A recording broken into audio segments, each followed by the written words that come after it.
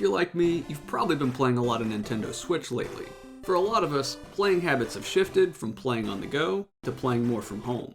That means it's a lot more likely that you're using your Switch in docked mode under the TV, where the Switch suffers a bit visually against rivals like the PS4. With Nintendo confirming there'll be no Switch Pro in 2020, that means we'll be stuck with 720p output for a lot of Switch titles. Fans of the channel may remember, the first episode of Bit Sized here on Retro Tech Select was all about taking some of the blur out of Xenoblade Chronicles 2. While that game never got a picture quality patch, that resolution trick still works, and I'm happy to report it can be used on any Switch title that runs at 720p or below. Here's a quick example of what I'm talking about. This is Dragon Quest XI on the Switch. It's certainly not an ugly game, and in fact, it's an excellent port, but the visuals don't quite stack up with the PS4 version. While there are only a handful of Switch ports that let us raise the resolution without hacking our systems, there's a way we can step up the clarity of these low-res titles on a lot of displays with no hacks, mods, or fancy cables required. A lot of the issue with the look of these games in dock play stems from the Switch's poor internal scaler. Because the games run at a resolution that's lower than the native output of the system, the Switch automatically upscales the images to 1080p before sending the signal to your television. This is where the resolution trick comes into play.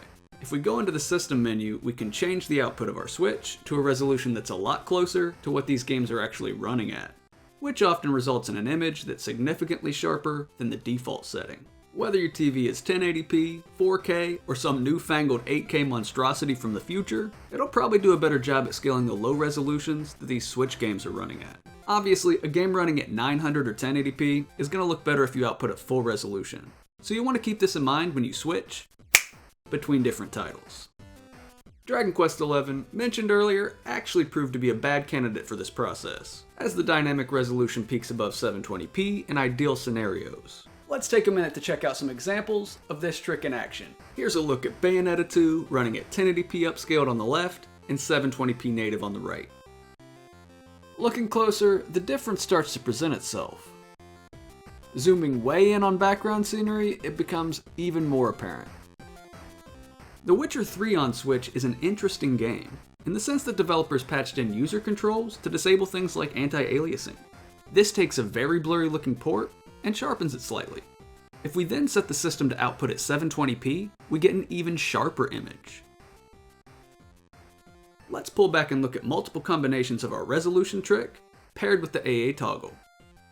As you can see, the overall result is pretty sharp, but it's also pretty messy. If we zoom in on the sharpest possible image, it may actually reveal more of the game's true look than we really wanted to see. I think examples like Doom 2016 and Bayonetta 2 do a better job of highlighting the subtle benefit of adjusting your output resolution to match the title you're playing. But that's just me.